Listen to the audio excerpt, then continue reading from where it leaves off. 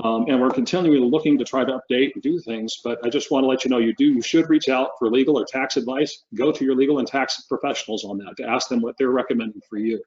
But this is the recommendations and the things that we've been gathering from our professionals and from us as we've been researching. So really quickly, I know some of you have seen this slide before, but this was more of what we were talking about beforehand about the eligibility of it. But it's important. The reason I threw this slide in here is to understand kind of the confusion behind why it's so tricky right now as to how to get forgiveness. When this first started out, it was very simple, and it still is simple, to apply for this thing. Just to qualify, you had to be in business before February 15th. You had to have employees. Independent contractors don't count towards employees for the PPP loan calculations and loan forgiveness. That was one of the things we knew up front. And then you had to make good faith certification for that the economic conditions that have been caused by this are giving you that need for the funds. The borrower will use the loan proceeds to retain workers and maintain payroll, make mortgage, lease, and utility payments, and that you also weren't applying for more than one of these loans in your name. And so that's kind of the basics. Also, you had to apply before June 30th of 2020. Of course, the funds ran out on the first wave of this. There is new funding that was put in place, and I imagine if they haven't run out, they will be running out soon. So if you haven't applied for this, I'd jump on it as quick as possible. At least get yourself in line. Hey Troy, I have some stats on the funding for this latest round. If you want me to run through those really quick. Go for it. I'd love it. So as of last night, total approved PPP 2 loans was over 960,000 applications. Almost 90 billion of the funds have been accounted for.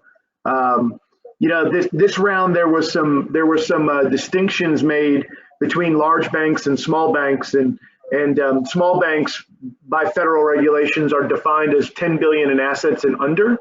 So as of last night, small banks have approved 587,000 of those loan applications of the 960. Over 43 billion of them, and so over 43 billion through small banks under 10 billion in assets. Medium banks, which is 10 to 50 billion, has 206,000 loans for 20 billion of funding, and then large banks over 50 billion in assets is 167,000 loans for 25 billion. So one of the changes they made from a process perspective is they've basically blocked out all of the large banks from the E-Tran system during the day, and so they can only process their E-Tran requests from I think it's 10 p.m. to 6 a.m. Eastern time. So what they're trying to do is let the smaller banks get access to the funds who are like us, who are manually keying in all of our applications versus doing big batch funding. So that's the status as of last night, directly from the SBA. Wow. Thank you. So obviously it's being used. The program's definitely getting taken advantage of. At this time, what do you think, if somebody hasn't applied for this, what are the chances at this point, do you think, for them to be able to still get funding? It's hard to say. I think a lot of it just depends on the financial institution they go to. If they haven't made an application anywhere yet, I have some real concerns for them getting in for round 2. But if they're in a queue somewhere, my advice for them would be just wear out their banker. If they've got a contact at their financial institution, just wear them out. Call them every hour, find out what's going on, find out a status if they can, and just let them know that the business is interested. And because from our experience, what I found is that if you have someone shepherding in the application or just sort of keeping track of it for you within that financial institution, then you have a better chance of getting it done. Great.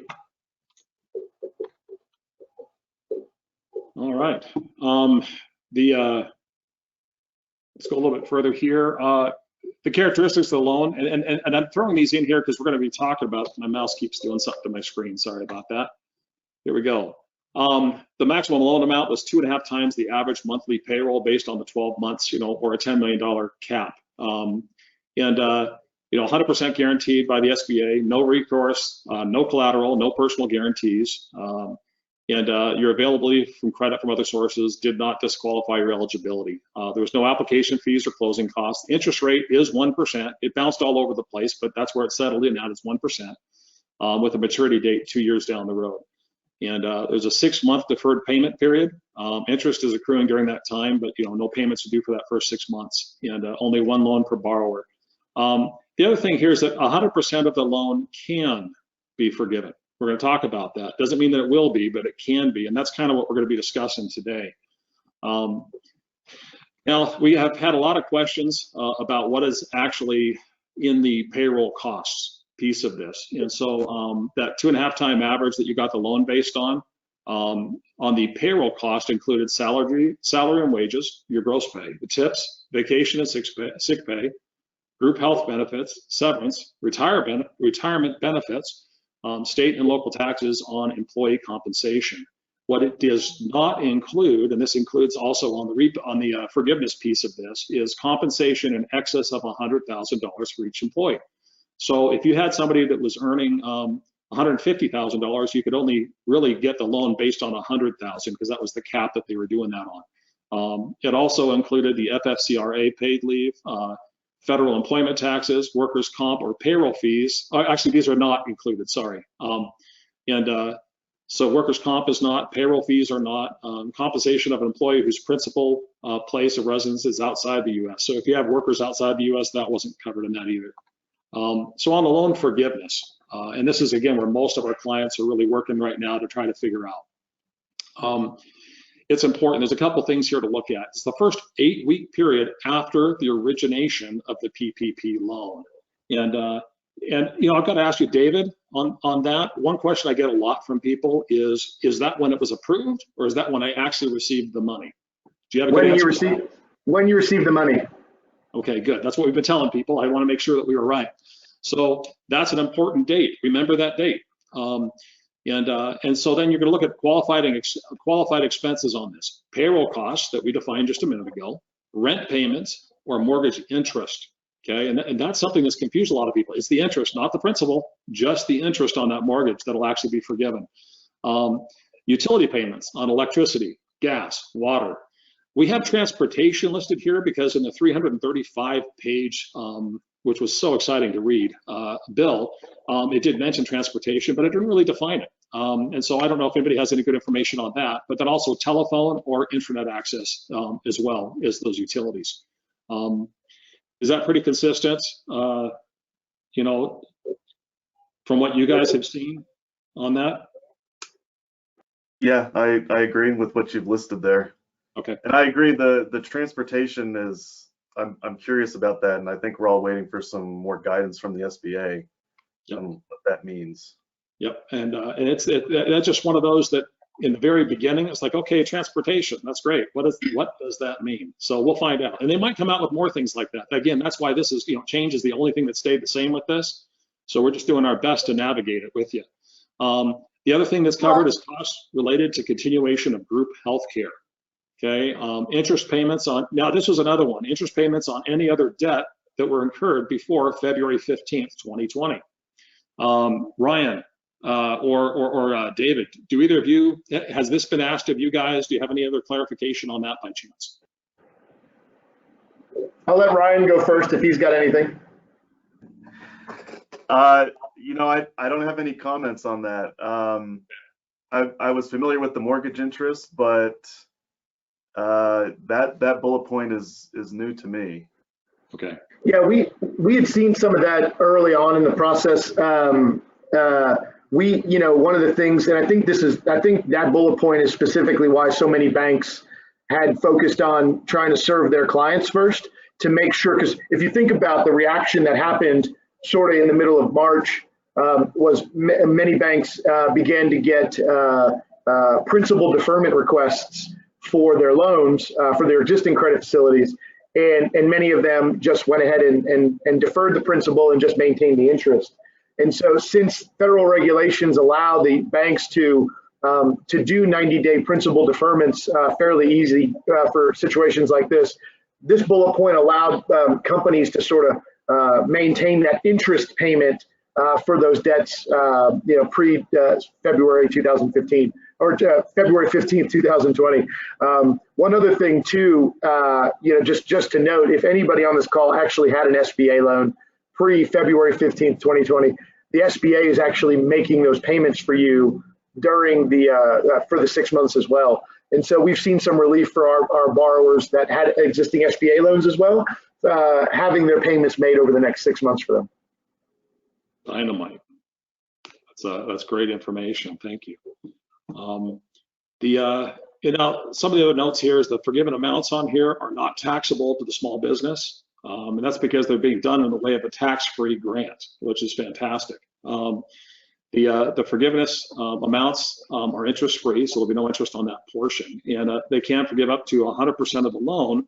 And no more of that, though, can be spent for the forgiveness portion, more than 25% on non-payroll costs. So we're gonna go into that in just a second as well. It's an example that we came up early just to kind of give an idea to our clients as to kind of what to expect. So let's say a company had $900,000 in annual payroll.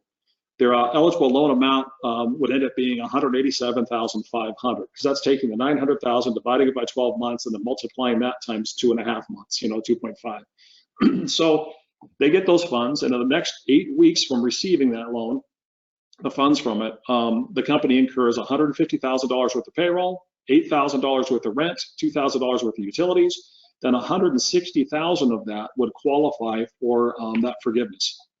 And with that being that their total loan was $187,500, they still have a balance of $27,500 that would not be forgiven. That is the part of this that would just end up being what you owe over the next 2 years. You'd have a payment on that, and you'd be charged the 1% interest. We've had a few customers we've talked to when we did the math. It looks like they may not be using all of those funds. In fact, for a lot of companies, when you do the math, if you're paying the exact same wages and everything else, it does come up a little bit short on those numbers. So is that a bad thing? If you have an extra $27,000 in this scenario, if you have an extra $27,500, a loan for 1% over 2 years is a pretty dang good loan. Or if you don't want it, pay it off right then. At that 1% interest, it's really not much. And so, but again, it's good to have that money available, and it's definitely going to help you in your business. Now, there's another piece of this loan forgiveness that we put the slide in here for, and that's how can it be reduced? Because you want to be aware of a couple of these things so that you don't get caught up in this. This has to do with headcount. So the loan forgiveness is reduced proportionately to the reduction in employee headcount during the COVID-19 crisis. So if you had 50 employees and you decided to send 25 of them home, then your forgiveness on this loan is going to be 50% of the amount that you qualify for. And so it's just a simple equation, the average number of FTEs during the first 8-week period after the origination of the loan, and then that's divided by the average number of FTEs during the 8-week reference period prior to COVID-19. And there's 2 different periods. At the very bottom, you can see those little asterisks there. That can either be February 15th through June 30th of 2019, or January 1st to February 29th of 2020. So you're going to use those, put the equation in there, and whatever percentage that is, that gives you what that factor that would reduce that forgiveness amount would be. And so there is a note here, which is very important. The reduction can be completely avoided if the company rehires all laid off employees by June 30th, 2020. So even if you had to reduce your staff, as long as you bring them back on, and it doesn't have to be the exact same person even, because some people will find other work or other things, but as long as you bring back that number of FTEs, or full-time equivalents or employees, then that piece of this thing it's not a problem. There's another way that it can also be reduced. So that is a limit for reductions in compensation. And the loan forgiveness is reduced dollar for dollar by decreases in an employee's compensation greater than 25%. So what this really means is, let's just to make the numbers easy, you have somebody making $100,000 a year last year, and you decided, hey, I'm not gonna let you go, but I'm gonna cut you down to $50,000 a year. I have to cut your pay. Well, your forgiveness then is going to go down dollar for dollar of anything more than 25%. So you're only going to get, it won't go down 50%, but you'll lose 25% because you can. Now that same employee was making $100,000 a year. I could drop them to $75,000 a year, and this thing doesn't even go into effect because you can drop them by as much as 25%. Of course, you still have Troy, to, right? I want to jump in really quick. I saw a question in the chat. I don't know if you want to answer questions as we go. Nikki posted a question, and if anyone else has any questions they want to throw in the chat, where this is a roundtable, I think we should probably have some discussion going as questions come up as well. So the question was, if we hire someone this week, can that payroll be used in the loan too? So I don't know if Ryan or David has any insight to that. I would say yes. David, do you agree? Yeah, I think from all the guidance that we've seen to this point, it's there. You know, I've had this question a couple of times come up. You don't have to hire back the same people. You just have to hire. It's a tick mark. So if you had 20 people going into this and you laid off 10, you just have to hire 10 people back. It doesn't necessarily need to be the exact same people. So I don't know if your question, Nikki, is something to that effect, but it's basically the way we understand it, because as Troy opened up, we still don't have the guidance on exactly how the forgiveness is going to be calculated, but everything that we've seen to this point would suggest that it's going to be a payroll number driven. So, you know, whether it's headcount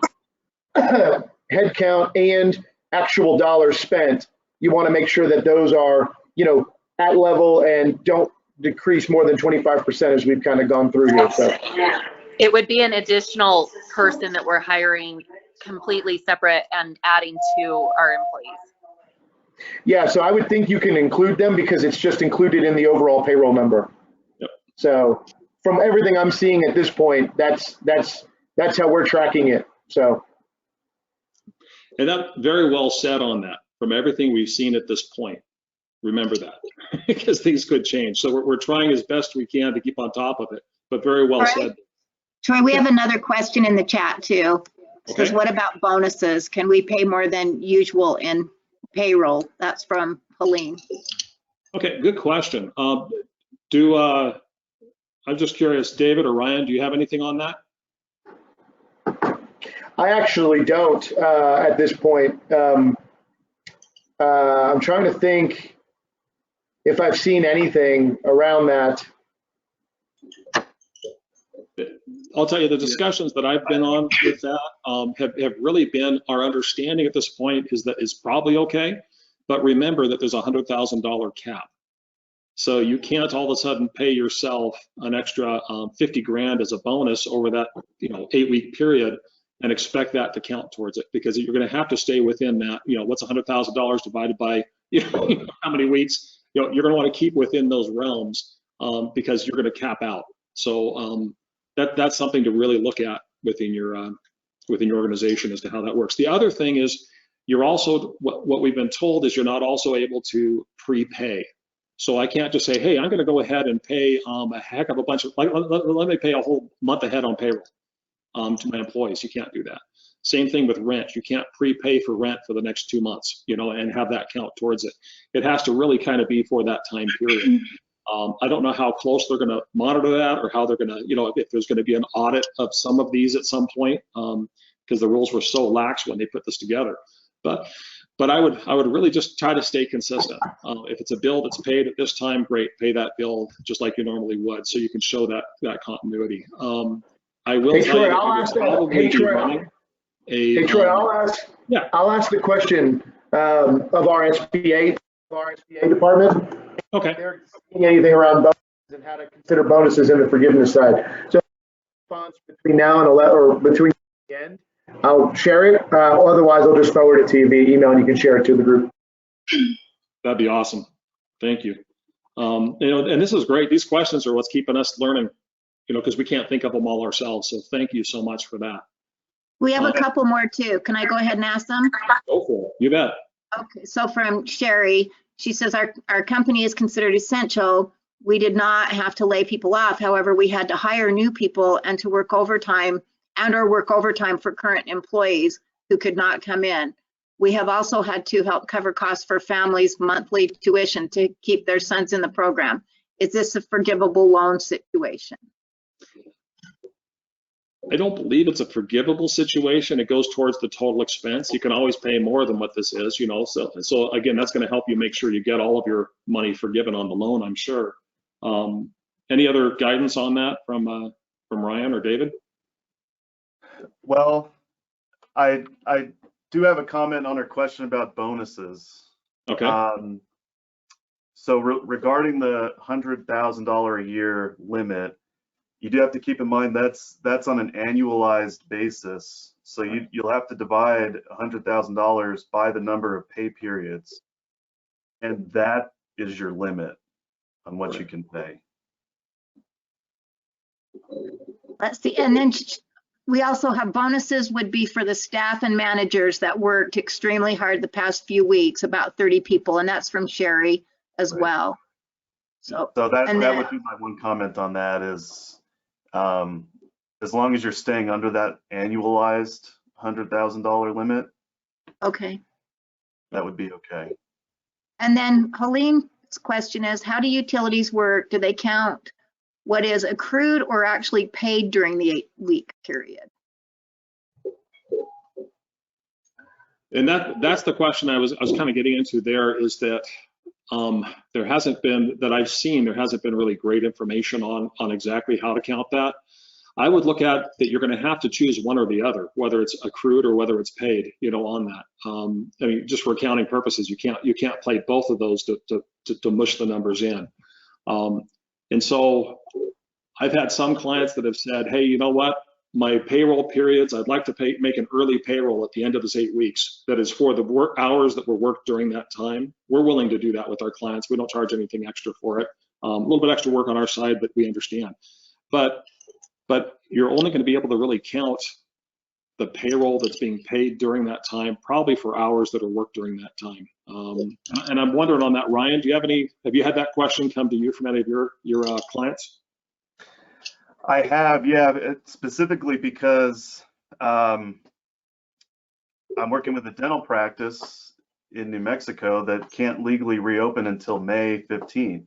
And the question is, you know, how are they going to hit that 75% payroll when they're really only going to be open for a fraction of that 8-week period? Right. And so her question was, well, could she, you know, prepay salaries and that sort of thing? And my concern is that she can't. Right. And so we're trying to figure out some solutions. I don't have a good answer for that, unfortunately. Hey, so Ryan, I've got a suggestion for that dental practice, because if you think about the spirit of this, what this was intended to do, it was intended to keep people paid during their closed periods and not furlough them or lay them off. And so technically, you know, because I brought this up very early on in the process as it relates to restaurants. If you think about it, restaurants have been closed since mid-March in a lot of cases and have laid off all their people. So why is this, you know, why are they being propped up by this PPP if they're not going to be hiring people back until mid-May?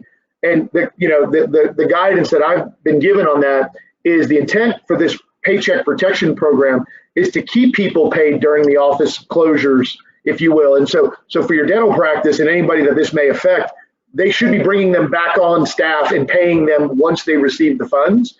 So that way they don't have to worry about this on the back end. You see what I'm saying? Okay. Yeah, that makes sense. Yeah, hopefully that answers. Yes. Ryan, we had Nikki asked a question I'm going to ask in a second, but you and I had a conversation while we were getting this call set up, was some of the advice that you've been giving your clients as far as how to track the funds, where you've advised them to have a separate bank account to where when they receive the funds and pay all the payroll and all the utility payments out of that separate account from their normal business account. Is that? That's what we've been advising as a best practice. Obviously that's not required, but that's certainly what we've been recommending. In fact, one of our clients, their lender specifically said we will set up a separate bank account for you and put those funds in there. So there are lenders that are even doing that automatically. That's what we've done, because if you think about, there's two things to account for in this in that instance. One, as the business owner applying for this, or as the business applying for this PPP, if you read the disclosures in the application really closely, I mean, all the certifications and guarantees, if you will, are on you.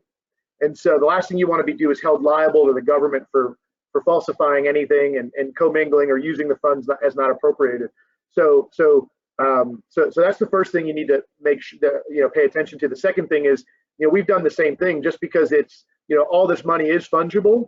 And so to the extent that we can help our businesses, because we as the lender are also going to be held responsible for helping, the forgiveness aspect of this and helping the companies who receive these funds through that process. And so it helps us to do the same thing. So while it's not required and we can't technically, the lender can't restrict what you do with those funds, it is the best practice that you do this. So that way it's just makes your life a little bit easier on the forgiveness side. Great information. Thanks, guys. And then Nikki's question really quick, and then I'll let you guys keep going here, is that about owner draws. How they pay their owners as owner draws? How's that tracked or covered as far as the PPP goes? Owner draws are not included and should not have been included in the PPP loan amount. Guaranteed payments and owner draws were excluded from the calculation, or should have been. So if you think about it, it's really the guidance that we gave people was really around what do your 941 say and what do your W-2 reports say. And if owner draws are not included in that and guaranteed payments are not included in that, then they should have been excluded from the PPP, both loan amount and the debt and the forgiveness on the backside. Yeah, and let me ask a question on that, David. Part of that, I think, if you are a sole proprietor, you could look at your net income, from what I understand on this. It depends on what type of an entity you are as to what would count. But even there, an owner draw wouldn't necessarily be a net income. That's just what you're drawing out of the company. So I'm not sure how they're going to track some of those things. If we have, well, I'll tell you the reason that they separated the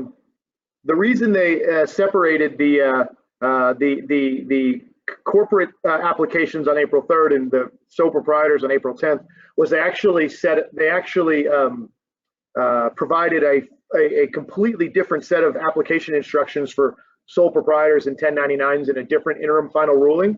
And so in terms of how a sole prop qualifies and how you calculate it, it's all spelled out there. I'm happy to send that to you, Troy, so you could distribute.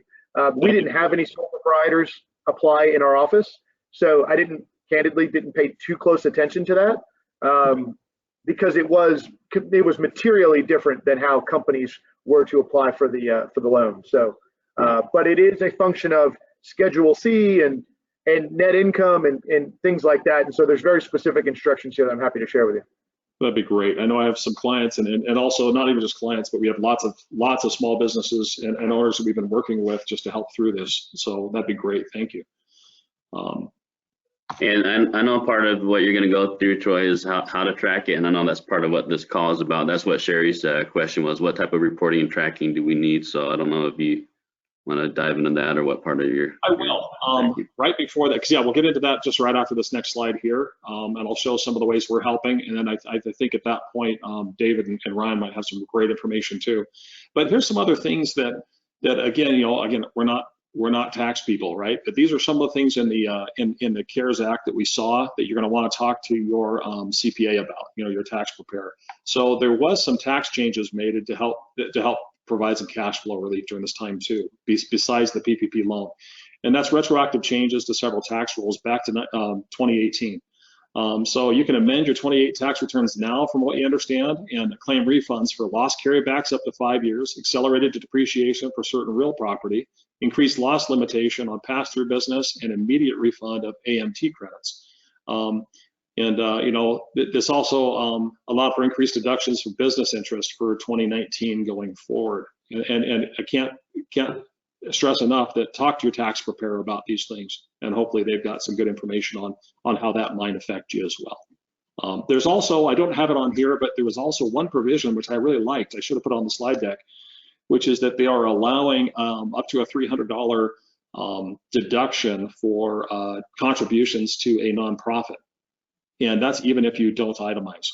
That was one of the early things, which is dynamite, because our nonprofits are hurting right now. We have a couple that we work with that all of their commitments, all of their, the people that help support them have all said, hey, we've got to wait 6 months before we do anything else, and some of them even longer and pulled out. So I was glad to see that they had something in there to help the nonprofits. And again, talk to your tax accountant on that. Does that make sense to you? I saw a head nod there from you, Ryan. Yeah, thanks for mentioning that. And one other thing that's worth mentioning, there's a number of changes to retirement plan rules as far as, there's hardship withdrawals you can take. They suspended required minimum distributions. So that I don't need to go into the details on that, but there's a lot of other changes too that are worth looking into. Right. So definitely, this is where getting with your financial people, your CPAs, is definitely the time to do that. And if they're not up to speed on this stuff, get them up to speed or reach out to somebody else, like Ryan here. These guys are great. Let's jump into the next part here. I'll just go through this really quickly. A lot of you probably got this on an email from us. We had a lot of requests of how are we going to track this? And so I put together just a tool. It's pretty straightforward. And it should work for even some of the changes that may come that we find out. So I thought I'd run through it just really fast here. So if you've seen this, if you don't have this, we can send it to you, happy to. But on the very front sheet, this is the active report. Okay, so all you do is where you see the arrow there, you'd enter your company name, the origination date, and that's important, is when you got those funds. Remember, we were just told that from David. And then the loan amount.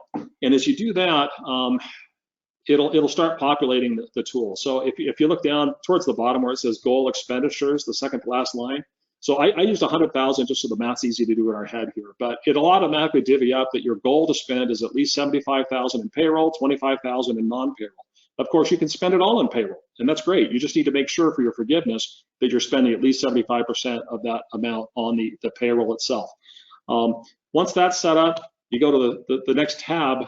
Actually, on the bottom of that report, it actually has a breakdown of what each category is that you'll be using in the expense report. And so you can reference that. If something else comes out that can count towards payroll costs or something else, just use one of these buckets to put it in that's appropriate, whether it's a payroll or a non-payroll type expense, and it would still work. So the second tab on the tool is basically just your expense log. Very straightforward. If you look at the gray section there, that's coming over automatically from when you enter it on the front sheet. So it shows there the date I had put is 4/22. And by the way, I'm going to go back 2 screens. When you put that in the yellow part of 4/22, 2 spaces down, it showed that you have till June 17th to spend it. Okay, so it's going to give you that date, which is your goal date to spend this by. So I'm going back here to the expense log. So what you're going to do is all the fields are locked that would mess up the form. So you only have access to the parts you really be able to fill out. So it's kind of foolproof here. So you'd put in like on row number 4 there, you'd put in the date, put in your check number, what you wrote it to, and the expense type. If you look down at the bottom of the expense type, there's one there that says payroll cost. You'll see there's a drop down. All of these have a drop down. You can only select the drop down, and the reason for that is it's going to automatically calculate it back on that original sheet to put it in the right bucket so that we know what you spent, or you know what you've spent so far. Then you'll put in on the outgoing and expense. If for some reason they change this and you can get a second loan and you want to use the same sheet, you could throw it on the inside. That would be for deposit, but anything you're spending is on the outside. And then put a detailed note. My example didn't have details here, but I put a detailed note because this is your proof of what you spent it on. I would also recommend that you keep a copy of those bills, invoices, or whatever they are. Even if you go old school and stick it in a 3-ring binder, or a folder, just make sure you have it all together so that if you do get audited at some point on this, or if you have to show this to your bank, you can say, hey, here's my report I printed, here's all my expenses, and you should be good to go. Now, If you notice, going back over to the second column there, B, where it says check number, I have check numbers there, but then I also have expected. You can use this to budget your money. And I would highly recommend to do that. So here, I just threw in a bunch of payroll costs and a few expenses I was expecting for this fictitious company here. By doing that, then I can really see is how long is this going to last me? Am I going to get it spent in 8 weeks? And I can start planning on, hey, are there other expenses I need to pay? What can I, what can I use within this? And it will help us know where you're at. So you can use this for budgeting and for real time as you go. So as you update that, here's a picture of that first screen again. And again, the company I used was Bubba Gump's, just as an example here. But if you look at this, that took everything from this prior sheet. It automatically put it in the right buckets here. So the payroll costs, what's been spent so far or allocated for that with my budgeting was $70,152. Okay, rent was $7,000. You can see the numbers going down. It'll give me my totals. And then on the very bottom two lines, again, you're seeing that what's my goal expenditure to hit and what did I actually reach? So on this, if you look at payroll, I spent $2 more than the $75,000. That's fine. As long as you're spending 75% of that, that's going to go towards that forgiveness. However, on the non-payroll side, I've only expensed $18,000 of what I had a budget of $25,000 I could spend. So I'm still about $18,000 sitting there. If this ends up being all my expenses, that $17,998 is what I would owe as a loan. That's kind of what this tool helps you do. And again, at the end of that, you can just pay that off if you want, or keep it as a really great loan for the next 2 years to help you with things. That's pretty much what that tool is. Hopefully it's helpful. There might be other ways. Talk to your CPA. They may have a different way. Talk to your bank. They may have something else that works. What are you guys doing, Ryan and David, when you, as telling people to track stuff? Ryan, go ahead. I'm curious to hear what you're doing. Yeah, I think I kind of alluded to it. We're just trying to segregate the funds. And for those who have payroll providers, it's those are going to be a little bit easier for us because those payroll files are just one big batch. Unfortunately, we don't have great guidance yet, as I mentioned earlier, on sort of how to track the people who are just handwriting payroll checks. And so hopefully there's going to be something in your accounting system that can support sort of the checks. If you've ever worked with the SBA before, they love their documentation. So